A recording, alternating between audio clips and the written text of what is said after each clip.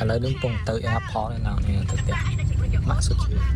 ជំរាបសួរប្រិយមិត្តទាំងចិត្តទាំងឆ្ងាយទាំងថ្មីទាំងចាស់ទាំងអស់គ្នាឥឡូវនេះខ្ញុំបានត្រឡប់មកពីប្រទេសឥណ្ឌាវិញហើយប៉ុន្តែនេះគឺជាវីដេអូដែលខ្ញុំបានទៅលេងហើយខ្ញុំថតទុកឲ្យភ្លេចមិនភ្លេចទេអ្នកនរគ្នាគឺថាឈឺចឹងទៅអត់បានមានពេលបញ្ចូលសលេងឥឡូវយើងមកបញ្ចូលសលេងខណៈពេលនេះគឺយើងកំពុងតែនៅក្នុងតាក់ស៊ីដើម្បីធ្វើដំណើរទៅកាន់ពលានដើម្បីបានឡើងយន្តហោះជិះទៅកាន់ប្រទេសឥណ្ឌាអ្នកនរគ្នាយើងត្រូវជិះ10ម៉ោង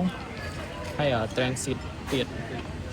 បន្ទាប់ពីយើង check in ដាក់វេលាដាក់អីហើយគឺយើងត្រូវទៅរកអីញ៉ាំដោយសារតែនៅលើយន្តហោះហ្នឹងគឺអត់មានអីញ៉ាំទេបើសិនជាមានរបស់ញ៉ាំក៏ពិបាកញ៉ាំដែរអញ្ចឹងយើងយកពេលវេលាដែលនៅសល់រងចាំយន្តហោះហ្នឹងយើងទៅរកអីញ៉ាំទៅញ៉ាំឲ្យឆ្អែតឲ្យហើយទៅអញ្ចឹងពួកខ្ញុំសម្រេចចិត្តថាញ៉ាំ Pho ហើយនិង Burger King ត្រូវចាំយន្តហោះទៀតនៅខ្លះម៉ោងទៀតសំខាន់ញ៉ាំអីឡើងមកយូរហើយមកដល់ gate វិញគឺថាអត់ទាន់មានមនុស្សអញ្ចឹងយើងអង្គុយលេងចាំគេសិនណាបានមកដល់យន្តហោះគឺថាអត់ចាំយូរទេបើកការស្ដាប់ចំហៀងសិនដល់ពលានឯណោះនេះបេងកាលូលូបន្ទាប់ពីធ្វើដំណើរនៅលើមេឃអស់ប្រហែលជា5ម៉ោងយើងក៏បានមកដល់ទីក្រុងបេងកាលូលូរបស់ប្រទេសឥណ្ឌាមកដល់ភ្លាមគឺថាពេលយប់ប្រហែលជាម៉ោង12ឬក៏ម៉ោង1អីខ្ញុំភ្លេចម៉ោងយើងទៅរងជួយកវលីមួយគេមួយឯងហ្នឹងទៅដោយសារតែជើងយន្តហោះរបស់យើងគឺជាយន្តហោះ transit ចឹងយើងត្រូវតែគេនៅក្នុងពលានមួយយប់ដល់ hotel ហើយអ្នកនរគ្នា3ម៉ោង160ម៉ោង160ហើយស្អែកឡើងពេលថ្ងៃទើបយើងហោះបន្តដំណើរទៅកាន់ Goa ដែលជាផ្ទះរបស់សុជាតែម្ដងមើលទិដ្ឋភាពកន្លែងញ៉ាំ breakfast គេតិចហើយនេះគឺជាបន្ទប់ទឹកនៅក្នុង hotel បន្ទប់ទឹកគេតូចស្អាតហ្មងបើក្រែគេងគេវិញក៏វាមិនធំណាស់ណាប៉ុន្តែវាស្អាតហ្មងគេងខែទូចមួយខ្លួនហ្មងតែគេងបានត្រឹមតែ8ម៉ោងឯងអត់បាន24មកឥឡូវខ្ញុំរៀបចំគេងហ្មងណា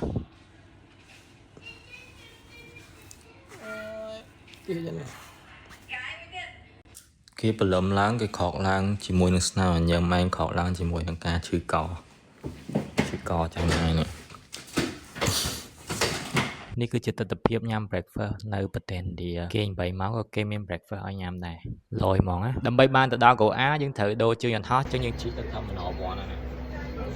ពលានគេគឺថាពីមួយ terminal ទៅមួយ terminal គឺថាឆ្ងាយខ្លាំងមែនតើតទៅជិះឡានក្រុងរបស់ពលានបានទៅដល់ពលានគេហើយដើម្បីកុំឲ្យខាតចឹងយើងដើរចុះឡើងមើលពលានគេបន្តិចទៅបើប្អូនប្រុសនេះវិញឲ្យទៅឡើងទៅ order ម្ដងគឺថា order មកម៉ែមាន់បាន2 3ចំណិត3ដុំគាត់គឺថាខ្ញុំខ្សែវខ្សោះហោះកម្លាំងតែម្ដងគឺថាផ្ដាសាយផងអីផងមុននឹងមកដល់ឥណ្ឌានេះគឺថាមិត្តភ័ក្តិជូនកាដូផ្ដាសាយមួយឈុតធំបន្ទាប់ពីជិះយន្តហោះប្រហែលជា5ម៉ោងទៀតយើងក៏បានទៅដល់ដល់ទឹកដីម៉ាក់សុជាឯង